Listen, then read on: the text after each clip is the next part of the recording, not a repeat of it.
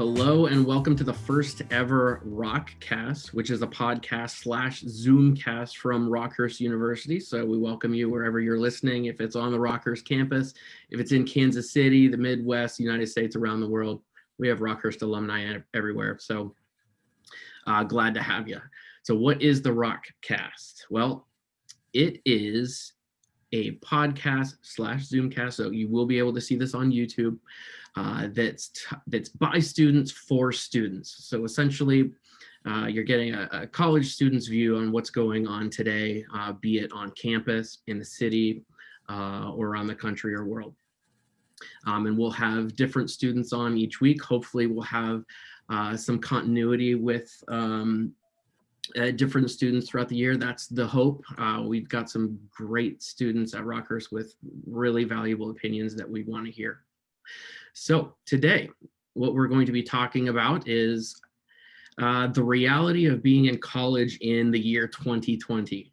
2020 has been a unique year, to say the least, and it seems like it's never going to end. But we were able to open up the university. We are going as strong as we can, and we'll talk about that as well as what's going on in America today. And get the students' perspectives there. So I am going to turn this over to Bri'Yana and Vince. If you guys want to introduce yourself, and then we'll get going. Yeah, sure.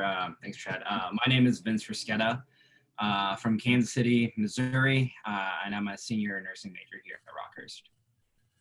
Hello, everyone. My name is Bri'Yana Merrill. I'm from originally St. Louis, Missouri, and I'm currently here at Rockhurst as a sophomore, majoring in physics of medicine and minoring in business administration and leadership development. Excellent. So here it is. Someone comes up to you and they say, how different is college this year in the year 2020? What's your response? Ooh, it's very different. And I think because we're returning college students, we can definitely see the difference, more so than like a first year student. But even as far as like the environment here on campus, it's kind of really hard to meet new people because you're having social distancing, and then a lot of people are starting to stay in their rooms more often. So it's definitely a different feel on college campus. It's definitely not how I thought my sophomore year would go. But we're just kind of rolling with things that's going on and trying my best to adapt to everything. On my end, it's completely different. Rockhurst University, for my class at least, is finishing up their partnership with Research College of Nursing, and Research College of Nursing is completely online this semester. So definitely a different feel. I like being in the classroom. I like being able to hang out with my classmates. And it's just been really tough, pretty much teaching myself nursing school, which is the last thing any nursing student kind of wants to go through, has been really difficult. So if anything, just hard content that gets harder being completely online. It kind of feels a little bit isolating. So that hasn't really made anything really easier for us. So Vince, since you talk about having to do a lot of it yourself, contrast this year with last year. Like, what's a normal day last year for you as a nursing student, and then a normal day this year? Once you make it to the nursing program, you kind of go away with like the Monday, Wednesday, Friday, or Tuesday, Thursday classes that you're used to in college. Every class pretty much becomes a 2.5 to 3 hour lecture once a week. And that's kind of what I'm used to. We had that first semester of junior year and then half of the second semester of junior year. Right now, all of our professors are pre-recording their lectures on PowerPoint and doing like a voiceover for them and then uploading it. So going to school now, it's kind of as if you were going to school completely online, which we pretty much are. It's here's all the content, do it by Sunday at 11:59. And then there's a few mandatory Zooms where we get the whole school together, or my class or a certain class together for like test prep. Stuff like that. But yeah, it really does, put a lot of pressure on the students with just a bunch of deadlines that we have to make, in addition for the material being hard enough. Typically, also in a normal semester, you have scheduled clinicals, which we luckily, thank God, we still have. But scheduling those around, making sure that you have to have that dedicated study time has been really difficult, because it's easy, if I have to be there at 9 a.m. for a lecture, I go to 9 a.m. for the lecture. Well, it's a little bit harder when it's all on you to get up and actually watch the lectures yourself. Gotcha. And Bri'Yana, what's it like for you? How many classes are online? How many do you get to go to? Yeah, so I actually have a great mix, which is why I don't feel zoomed out. I know a lot of my friends are feeling zoomed out around this time, but it's a great mix. So I have a few that are asynchronous, and that's pretty much we don't have to meet over Zoom each week at a certain time period. So usually my professor schedules work in the beginning of the week and it's due at the end of the week. Then I have one class that's specifically on Zoom, and then we also take our tests and quizzes on Zoom. And then I also have 3 in-person classes, one of which is optional. So if you don't want to come in person, there are online opportunities for that. So it's definitely a different feel, but I actually, although it's different, I honestly like it this way because it gives you more flexibility with your schedule. Last year it was a very strict schedule, like you go to this class at this time. And so being able to have that freedom to kind of gauge like what's best for you and your learning style, that's what I like the most about this year. So. Okay, and you're an RA, right? Yes, I am an RA. Okay, so you mentioned that it's kind of more difficult to meet people this year and new people this year and whatnot. How are you seeing the social scene, so to speak, on campus, and like that, how different students, extroverts, introverts, and whatnot are coping with this? Absolutely. Like even like being on like the RA end of things, it's kind of crazy because like I remember last year, at least in my opinion, our class was very close. Like a lot of us knew each other. And so now with the separation of like the freshman halls are now co-ed. And so it's not like all the girls know each other, or all the guys, or whatever the case may be. That's not the case this year. And so like, I'll never forget, like sometimes one end of my hall will never meet the other end of their hall because they usually kind of like bunch up in like one area. And so it's just kind of like amazing to watch. And so like, even as like your RA, I try my best to make different programs and stuff where you can be socially distanced, but also meet new people. And I feel like since I am an RA, I don't have those issues of meeting new people and being able to see a lot of people. I definitely think it would have been different if I wasn't an RA. But luckily, a lot of my organizations host in-person and Zoom meetings. And so I meet a lot of new people. So I don't really have that issue, but I can see why someone else would. What do you think it's like for freshmen this year coming in as compared to, you guys said, you're both returning students, so you know how different it is this year. What do you think the experience is like for freshmen right now? Absolutely. I try my best not to tell them, well, last year it would have been like this, or usually it's like this, because I don't want them to feel like they're missing out on so much than they already are. And so a lot of them, even when it comes to the CAF, they didn't know what the CAF looked like. So that's their normal. Whereas someone like me, I know how the CAF used to be the place to go. People would go just to talk sometimes, not even eat. And so having those social gatherings, I don't think it's something that they miss out on. It's because they don't know how it was like. But I kind of tell them like a few things that happened because they're genuinely curious and they want to know like what that college experience is like. I definitely feel like some of them feel like they're missing something in college, which I definitely understand. And so having that transition from high school to college and having kind of your senior year cut short, I really do feel for them. And so hopefully within the coming years, they can eventually get that true college experience. And Vince, how about your experience this year and from what you've noticed from first year students and stuff, just the non-academic side, how's that all been?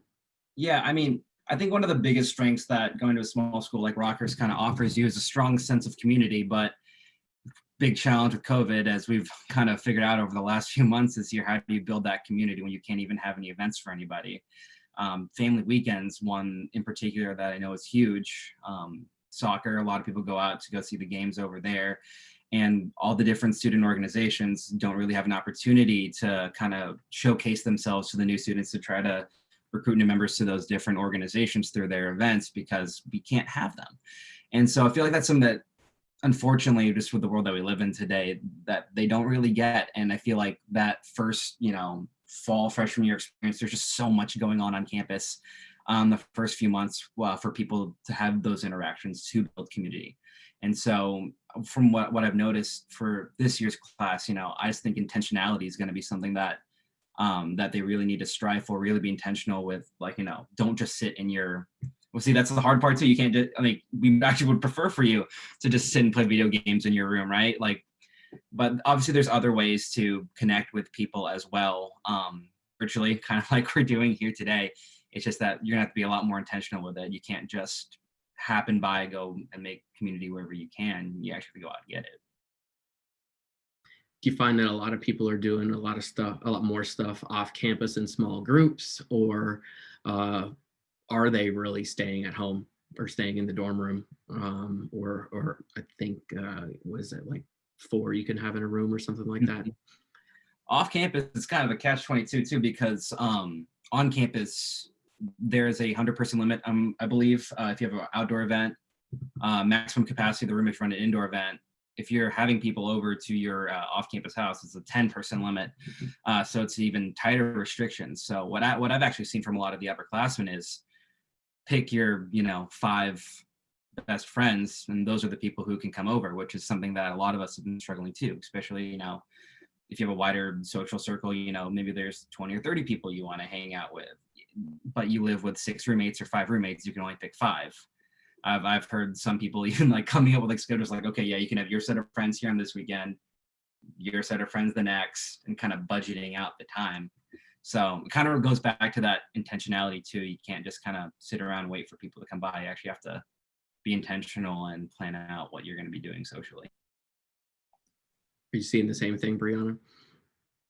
Absolutely. I try my best to encourage people, definitely go out and those organizations or talk to new people. I try my best when I'm on campus and I see someone new, try to say hi, how are you doing? And those different things. And so I really like that he emphasized intentionality, because that's very key, especially during this time, especially on a college campus. I know a lot of, in a quote unquote normal year, there's a lot of activities for like first year students, freshmen, in order to get them acclimated to college life quickly. Have you guys noticed that there has been maybe more homesickness this year, or has there been less because they've been able to kind of connect quicker and maybe a little bit, I don't want to say deeper, but just you're a lot closer, a lot faster finding those, like Vince said, finding some close friends fast? I guess I would say that it's kind of mixed. Just like a normal year, a lot of people can be homesick. I don't really think that COVID had a big impact on that. I'm sorry, I have to.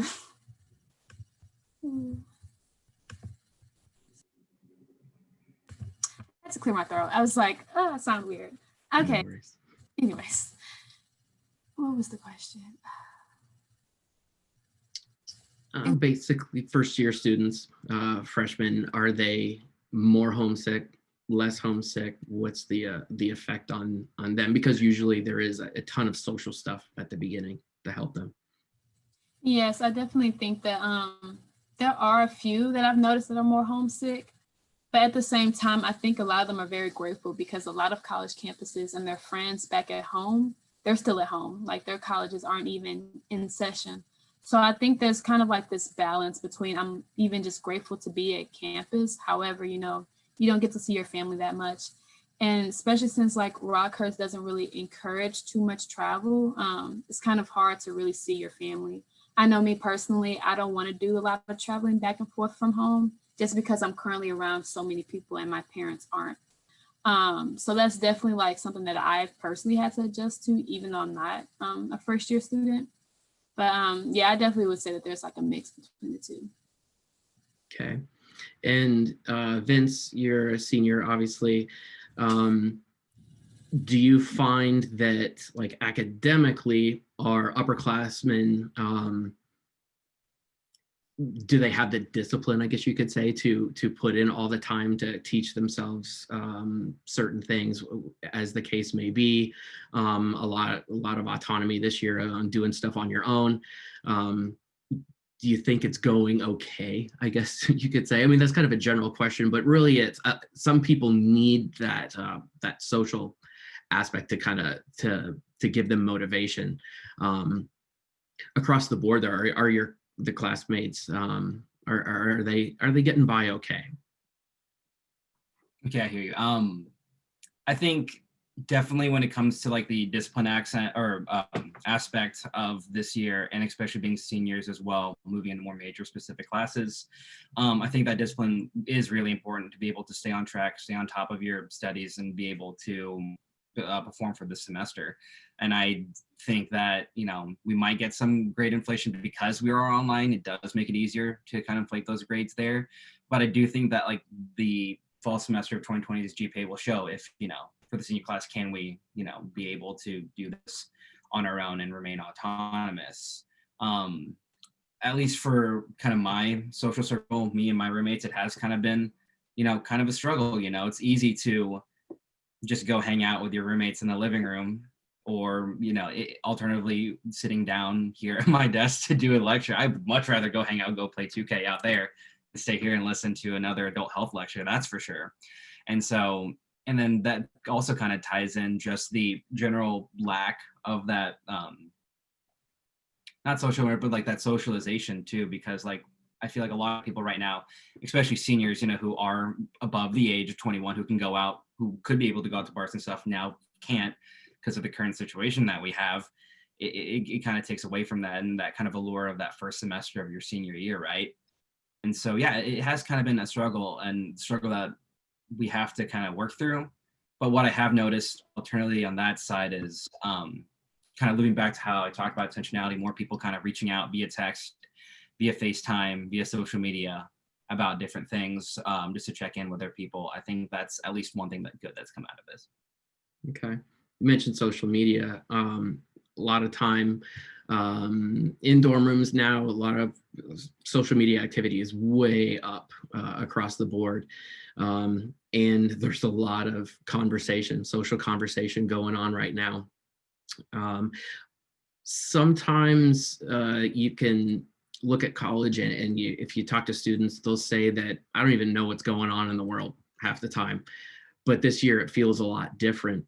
How are you guys kind of seeing how the outside world is affecting students at Rockhurst with you know, social issues, especially racial injustice and things like that? Is it loud, or is it just kind of there in the background? I think especially for I know kind of our generation kind of grew up, you know, having social media too, and with the increased opportunity now that, like what you're saying, can't really go outside. What are you going to do? You're going to look at your phone, you're going to look at social media. I think more people are becoming advocates on social media more often. Social media definitely has the capacity for that outreach. It always has.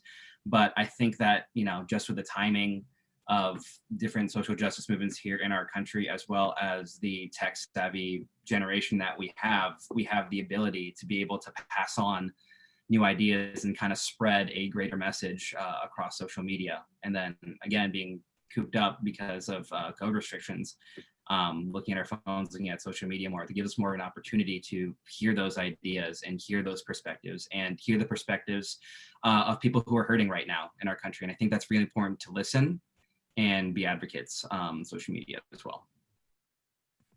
Yes, I totally agree. I'm kind of like very glad that I grew up and was able to live in the generation that we're in now. I definitely feel like this generation is the impact generation. You're seeing a lot of people's voices be heard and people shouting their opinions, and more people, even if you don't accept it, we can sit down and have a conversation about it. That's something that I definitely like about the generation that we're in right now. And especially as it translates to Rockhurst campus, I definitely feel like the climate has changed a lot since last year as far as like political views and racial injustices. And we're seeing a lot more organizations do more and try to be allies, and give those members and general members those resources that we need. I think there's a lot of emphasis on obtaining your own information before you come into a conversation, which I definitely think is very important in whatever political view or stance that you have. So I definitely believe that this is like the best time to be around right now because you're seeing a lot of things change. And hopefully Rockhurst can also implement that change as well and not stay quiet during this time. Bri'Yana, kind of going off, that's something that I've noticed too. When you're kind of talking about going into researching like different issues, like, I don't know, at least with just like the people that I know around campus, I feel like people are starting to become more and more better at not just following the headlines and actually going into researching like, hey, okay, what is actually going on here for this specific issue before they make an opinion or they attack someone just because they put a headline that their confirmation bias tells them that they don't like. And I think that level of critical thinking is really huge. I mean, we are college students. We're supposed to be the intellectuals, you know? So yeah, I'm glad to see that like critical thinking going through. And then kind of coupled with that, I just feel like this year especially, so many more of us here in college or at Rockhurst are registering to vote, whether that be here in Kansas City or getting an absentee ballot for back home. I think that the voter base all the voter bases are getting more fired up, and hopefully we'll see a bigger voter turnout for this election. Absolutely. Like, I don't know, like I've always heard like, make sure you vote, make sure you register to vote. But like this year, it's just been so loud. And I'm happy about that. And I'm glad that Rockhurst has those tabling opportunities to register to vote. And you're even seeing like within several organizations that I'm in, we're teaching them, okay, well, how do you fill out a ballot? How do you do absentee balloting? Like we're going through all this information to make sure people are prepared, no matter who you vote for, what your stance is. And I definitely think that's very important. And I can't forget like the feeling of the last election, just sitting, and I wasn't 18 yet. And it's just, I felt kind of like hopeless, like, man, it's nothing that I can do. Like, obviously there is, but as far as like voting, like that's something that I've always wanted to do. And so now that I am of age and I'm able to have this opportunity to vote, it's just amazing. And I'm very excited because I recently turned, 18 last year. So I'm excited about this upcoming election. And I can't wait to see how things turn out. I will say, though, I feel like no matter what the outcome may be, I think that the climate on Rockhurst campus is going to change. I really think it is. Do you think that, well, let me start over. I know that there's been some events lately about voter education. I think Bill Kriege in his office had something to do with that. Do you feel like that your fellow students and stuff are taking this as seriously as you guys are, in that they want to be educated before they vote? They want to do all the research that is necessary? Are they having, conversations? Bri'Yana, you mentioned that before, or maybe it was you, Vince, that you would just hear about people voting, but this year it's really loud. Are they, and this goes back to, the noise, so to speak, and in terms of social issues and stuff like that, are people reading more, listening more, talking more to try to gain more knowledge to make them more impactful, as you said, Bri'Yana, impactful generation here? Absolutely. In the past, I've never heard so many youth say, I'm going to sit down and watch the president's debate. I've never heard a lot of people say that until this year. And it's like, people were excited. People were like, hey, we're going to watch the debate in the lobby. We're going to watch it here. We even had a watch party in the MAC on campus. And so it's like, people want that information. And I'm actually kind of grateful that instead of like waiting to see what social media says about it, you're able to watch it for yourself and get your own opinion before social media takes over about their opinions on the debate. And so I'm actually really grateful for that. And you're seeing a lot of people do more information and background on different candidates, as well as just different views as well. And so that's something that I definitely appreciate. And I feel like the age that we're at now, you kind of have like this disconnect where, you grow up as a young child, your family instills these values, and whatever the case may be, these opinions. But then as you get older, you kind of formulate your own opinion, you formulate your own perspective. And through that, you're able to gain information and knowledge so that you can make your own opinion, your own stance. And so I definitely think people are going to be more educated and well-informed this time. And I don't think not just more educated, just more willing to be a critical thinker, kind of what Bri'Yana was going through. You're not just thinking with, the set mindset that you grew up with, but you're actually using your own individual volition and decision-making skills to be able to process what you're seeing. And kind of mentioning going over to debate, there were so many people that I could hear, they're like, oh, hey, we can have 2 or 3 more people to get to the 10-person limit to have a debate watch party in my house. Well, we can have one more over at our house. So that goes to show you there's more people watching it live before the bias mill on social media and the internet gets to pump out whatever they want to frame the debate as. So you can watch for yourself and make your own opinion. And kind of going back to kind of voter education. And I think I just saw statistics. It was sometime like a few weeks ago, there's like a record number of absentee ballots already turned in. So, people are already making their decisions, right now. Even you got a few more, like about a month, less than a month now. Before the general election. So it's more people fired up to vote, more people critical thinking. I see nothing wrong with that. Personally, I know in the world stage, America actually has some of the lowest voter turnouts compared to some other countries. And I think people are just kind of tired of letting 30% of the country decide, who our elected officials are going to be. So they're going to use their rights and go vote. And I think that's a great thing. A lot of what goes with politics and whatnot is just the conversations that happen and the differences of opinions and whatnot. How do you what's your read on campus of people who have differing opinions? Are they willing to listen to each other? Are they willing to let each other speak a little bit? Before years ago, you just kind of said what you said and then that was it. But I feel like now people are willing to listen a little bit more, at least, it's more toward my age. What are you seeing on campus? Are people willing to have those conversations as well as doing the research? I would say it really just depends. I've noticed that within organizations and maybe even social organizations, when you're able to have that space to facilitate that conversation, then that's where it's had. But as far as whether it's on social media or it's a post, it's just, no, you're wrong, I'm right. There's no further conversation, which is why I'm not the type of person to go back and forth in the comments. I'd rather just have a face-to-face conversation about something.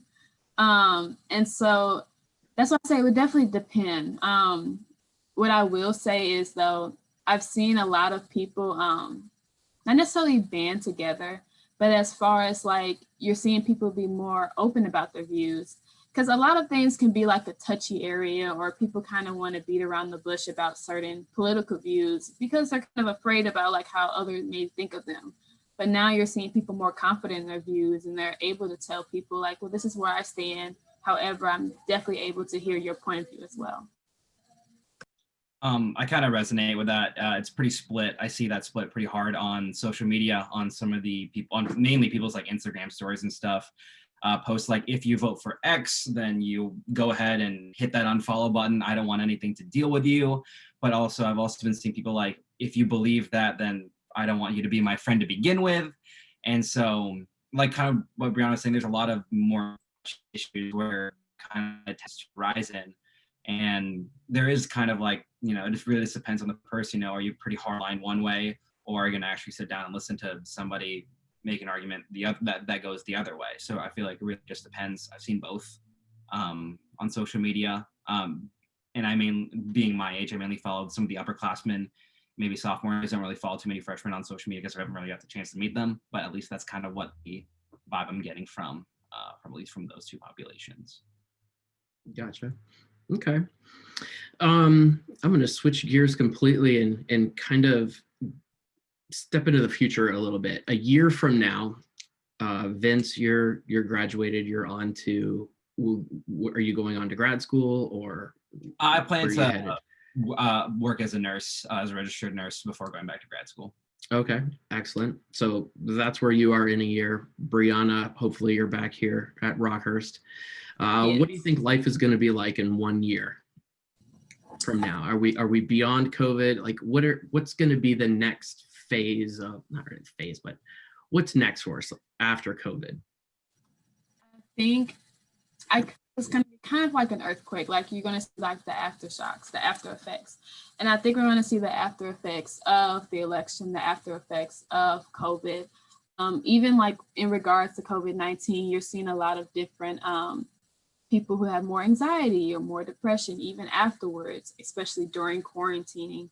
And so I definitely think mental health will be at a rise next year.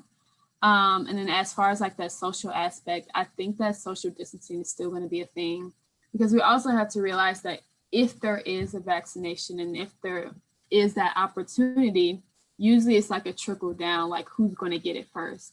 Even as far as COVID tests, not everyone was able to get a COVID test immediately. You know, we had like that timeline of things trickling down. So I don't know as far as like how a vaccine would be, but I'm very interested to see, like, you know, when a vaccine passes and when it's readily available, will schools make COVID vaccinations required for enrollment?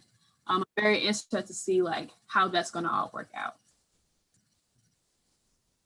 I think a year from now, and I mean, we're starting to see it, you know, not even today, but several, you know, maybe 1 or 2 months ago, you're going to start to see people starting to get tired of the whole COVID situation. And unfortunately, with how pandemics work, it's kind of unrealistic to go back to a quote unquote normalcy, right? Like back to zero. A year from now, we're gonna have to deal with how to live with COVID. If we can get it down to a acceptable rate, whatever that is, just like pneumonia, the flu, other diseases that we have. I don't think we're gonna be able to get rid of it completely in 1 year. That's just not how epidemiology works, unfortunately. And so I think the challenge for, I guess, a year from now is how do we adjust from the policies that we have in place right now to where we can have the best experience while dealing with a COVID that may be on the back burner, fingers crossed, right? Back on the back burner next year. And then another thing too, kind of touching the social aspect again as well, I think that this freshman class being acclimatized to college in a pandemic is kind of like a new speciation event for the university culture as a whole. I know when I got here, I inherited a lot of the culture that was built on before that we have here at Rockhurst, but now that these students have a completely different freshman year experience, you know, these are going to be the next RAs. These are going to be the next orientation leaders and ambassadors. How are they going to carry that new culture that they develop after the freshman year, whatever it may be, and impression that on the next freshman class? And so that's something to watch for as well. That's actually very interesting. There was two things that you said that I really liked. As far as like what is normal, and I always tell my friends, like, let us not return to normal. I feel like during this pandemic, we've learned a lot of things. We were able to grow with a lot of things, whether it's family dynamics, whether it's getting more so involved with school, trying your best to actually do the best you can within like the certain circumstances that we have. And then as far as like this new first year class, I definitely believe like you're going to see a really different community, because at Rockhurst, you know, I remember last year I came onto Rockhurst campus, everyone said hello, hi, like I could not know them, and like that was just like the norm. But now it's like, ooh, don't be next to me, 6 feet, like, no, don't talk to me, you know, it's kind of like that. And so when you think about classes passing down information, you know, generation by generation, there is going to be a difference. And I wonder how that's going to impact Rockhurst as a whole. And like, if that is the case, how Rockhurst is going to be able to combat that and make those new experiences so that we can kind of have that feeling and that excitement that we did before, you know, COVID-19 even happened on campus. If there's one thing from pre-pandemic at Rockhurst that you could bring back with the snap of your fingers, and it'd be fine, what would it be? Ooh. I would go with fraternity and sorority life events on campus. I am the external vice president for Pi Kappa Alpha. My cabinet is pretty much in charge of coordinating different events, whether that be social events, recruitment events, philanthropy or service events. And we just haven't been able to do that. And I think that's just a huge part of the freshman experience when they do come to campus. You know, we weren't able to do our Hopkins 5K fundraiser, which we get over 350 runners to every single year. And that's something huge that happens during family weekend. And so those bigger events that we can host on campus between the FSL organizations, I think that's something that I would really want to bring back if, you know, I could. Right. Yes, I would definitely say probably family weekend. I remember being able to meet like all my friends' family and having the barbecue and ice cream. Like it was just such a great time. And I feel like it was definitely needed mentally for a lot of students, you know, as you're starting college, you're kind of like almost heading midterms. That was probably one of my favorite events back on campus last year, pre-pandemic. If I could bring it back, I definitely would. All right. Well, hopefully we get there sooner rather than later. Guys, that's a wrap for episode 1. Well done. Great stuff. Really appreciate it.